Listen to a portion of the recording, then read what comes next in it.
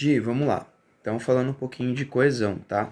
O que é a coesão? Nada mais do que elementos que amarram o texto, né? Que saem conectando as ideias do texto. Então, se a gente fosse representar aqui, seria mais ou menos assim, ó. Eu tenho a ideia X, tá? Essa ideia X vai trazer uma sequência de ideias. Então, tem ideia X e tem ideia Y, ok? Para conectar essas ideias, eu preciso de um conectivo para ligar uma ideia a outra, tá? Então, é o que a gente chama de conectivo intraparágrafo. Isso, né, numa sequência aqui de várias ideias, vão formar o meu parágrafo. Aí eu vou ter um parágrafo 2 aqui. Eu posso, tá? Não necessariamente, mas isso ajuda a deixar meu texto mais amarrado, utilizar um conectivo que vai conectar o parágrafo anterior, o parágrafo 1, ao início do parágrafo 2.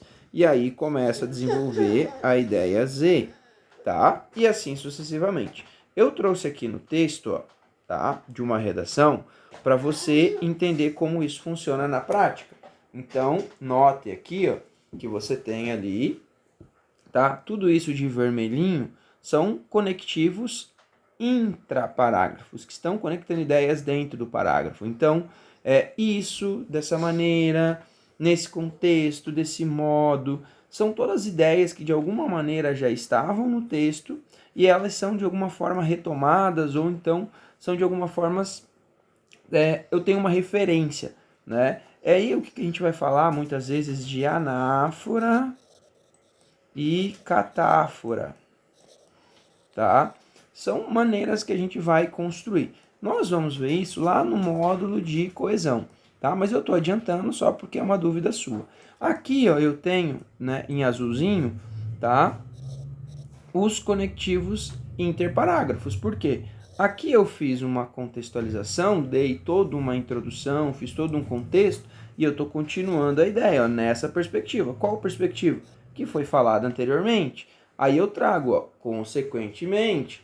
Então, uma consequência do que está sendo falado anteriormente. Portanto, né, é uma conjunção conclusiva. Então, demonstra que eu estou fechando essas ideias, né, que foram abertas e que foram desenvolvidas no D1 e no D2. Então, isso são os elementos que aparecem no texto, que são os elementos coesivos que fazem a amarração dessas ideias. Ficou mais claro para ti? Tá? Eu não vou aprofundar tanto porque a gente vai ter um módulo inteiro só sobre isso, ok?